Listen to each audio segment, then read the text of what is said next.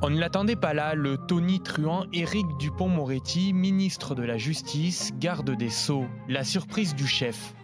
Je ne suis pas un homme politique. Je viens de la société civile, je devrais même dire de la société pénale. J'aurais pu tranquillement attendre l'heure de la retraite. Ce moment, Madame la Ministre, Mesdames et Messieurs, est pour moi vertigineux. J'appréhende cette tâche avec humilité. Mais maintenant, pour moi, la parole est aux actes. Je serai un garde des Sceaux de sang mêlé. Mon ministère sera aussi celui de l'antiracisme et des droits de l'homme. Mais vous savez quoi? Nommer des personnalités non politiques au gouvernement pour le pire et le meilleur, c'est tout, sauf inédit. Bis Repetita, un podcast BFM TV raconté par Simon Buisson. C'est le peuple du travailleur qui a fondé 3 fois la République. Nous sommes en 1936. Cette voix, c'est celle de Léon Blum, nouveau président du Conseil à la tête du Front populaire. Face au péril des ligues d'extrême droite, les gauches rassemblées arrivent au pouvoir. Au programme, hausse des salaires, congés payés, semaine de 40 heures. Par le secours et par les sacrifices des travailleurs. Et pour la première fois de l'histoire, 3 femmes entrent au gouvernement, dont une prix Nobel de chimie au nom célèbre, Irène Joliot-Curie. La fille de Pierre et Marie Curie est nommée sous-secrétaire d'État à la recherche scientifique, même si au moment de sa mort, 20 ans plus tard, tout le monde semble avoir oublié sa carrière politique. C'est dans la cour de la Sorbonne, en présence d'une assistance nombreuse, que s'est déroulé l'hommage national de la France à Irène Joliot-Curie, qui consacra toute sa vie à la science. Dans son discours, le ministre de l'Éducation nationale devait d'ailleurs unir le souvenir de la disparue à celui de ses parents, Pierre et Marie Curie, dont elle poursuivit l'œuvre géniale. Comme il l'a dit, fille de savant, femme de savant, savant elle-même, Irène Joliot-Curie connaît maintenant la vraie gloire. Irène Joliot-Curie avait accepté cette nomination pour 3 mois seulement. À une époque où les femmes n'ont pas encore le droit de vote, elle voulait être un symbole pour les femmes et pour la science. Entre ici, Jean Moulin, avec ton terrible cortège. Cette voix, vous l'avez peut-être reconnue, c'est celle d'André Malraux, écrivain, aventurier, pilleur d'objets d'art au Cambodge, combattant pendant la guerre d'Espagne, résistant pendant la Seconde Guerre mondiale. Malraux prend la tête du ministère des Affaires culturelles en 1959. Écoute pour la France, République de bronze, la réponse de la vieille nef glorieuse. Ici, Paris, honneur et patrie. Une fois de plus français, au rendez-vous de la République et au rendez-vous de l'histoire, vous allez entendre le général de Gaulle. En fait, c'est par fidélité au général de Gaulle que l'écrivain s'engage en politique. Ministre iconique, créateur des maisons de la culture, il prêtera même la Joconde aux États-Unis. Il y a 2 fonctions différentes dans le ministère, n'est-ce pas? Il y a d'une part ce qu'on peut faire. Or, ce qu'on peut faire, j'y attache une énorme importance. Ça ne m'est pas du tout égal d'avoir changé la couleur de Paris et surtout d'avoir transformé une ville triste en ville gaie. Ça ne m'est absolument pas égal de penser que nous ferons les maisons de la culture. Dans un univers qui, à mes yeux, est, comme vous le savez, un univers passablement absurde, il y a quelque chose qui n'est pas absurde, c'est ce qu'on peut faire pour les autres. Parce que je ne suis pas solidaire d'une conception culturelle qui serait une conception, disons, aristocratique, pour prendre un mot bienveillant. Pour André Malraux, qui refusera toujours de se présenter à une élection, on ne fait pas de la politique avec de la morale, mais on n'en fait pas davantage sans. Un autre des ministres du général, devenu en 1974 président de la République, Valéry Giscard d'Estaing, tente lui aussi l'ouverture avec une personnalité plutôt classée à gauche, Françoise Giroud. À aucun moment, je n'ai eu le sentiment d'avoir affaire à des hommes qui se disent « bon, il faut s'occuper des femmes, alors on va leur donner un os à ronger ». Je crois qu'ils pensent profondément qu'il y a en ce moment la nécessité de faire quelque chose. Je crois qu'ils sont sincères, je crois qu'ils me soutiendront si les actions que je propose leur paraissent adéquates et souhaitables. Comment concevez-vous, madame, votre rôle de secrétaire d'État à la condition féminine? Écoutez, je ne sais pas. Je n'ai jamais regardé de près comment travaille un ministre, en tout cas de l'Intérieur, ou un secrétaire d'État. Il faut d'abord que je comprenne comment marche cette mécanique. Et puis, je conçois mon rôle de la façon la plus efficace possible, bien sûr. Si je ne peux rien faire, ce n'est pas la peine que je sois là. Je ne suis pas là pour décorer.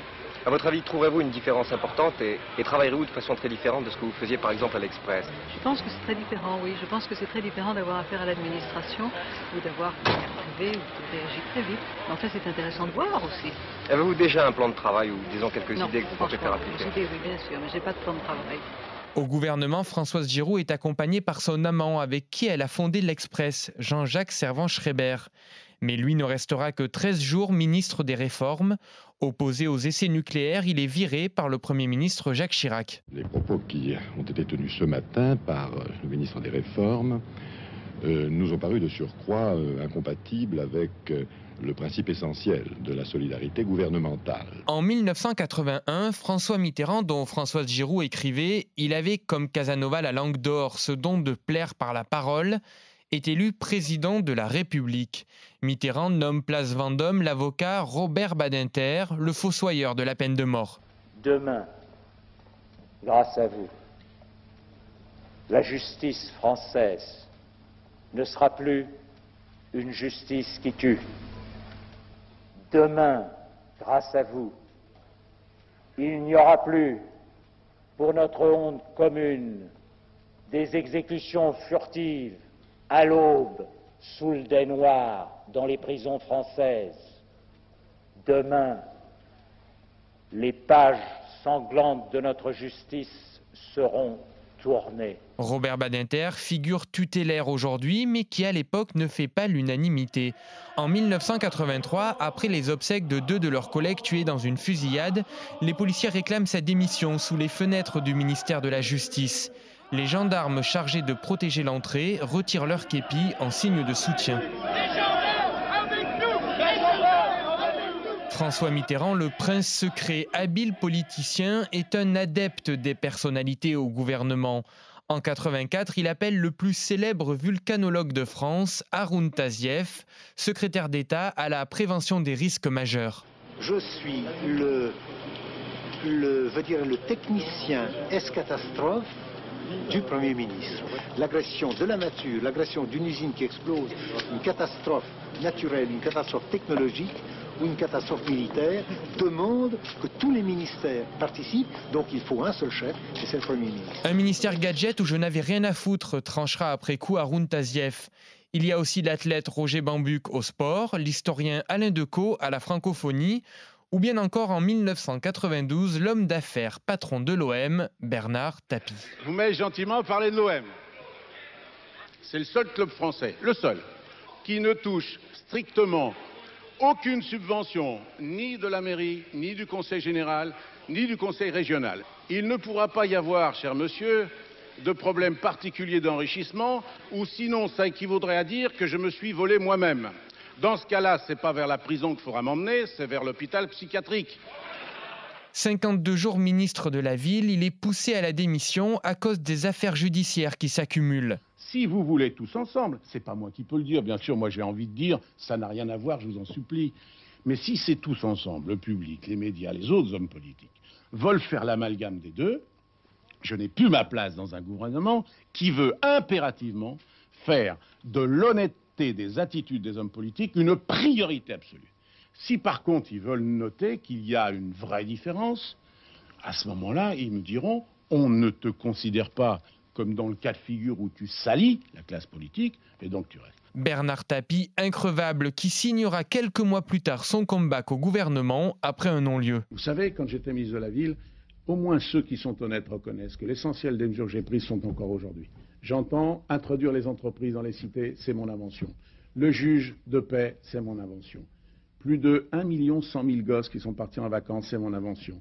Vous avez vu qu'il y avait les maisons des citoyens, je crois que c'est moi qui l'ai inventé. Donc je crois savoir faire des choses dans la vie politique pour que j'ai encore un rôle à jouer, même si on ne veut pas que j'ai de cocarde. Enfin, dans la série des ministres célèbres et éphémères, je n'oublie pas le cancérologue Léon Schwarzenberg, nommé ministre délégué à la Santé en 1988. Il est viré au bout de 9 jours seulement par le Premier ministre Michel Rocard. Léon Schwarzenberg lance un pavé dans la mare.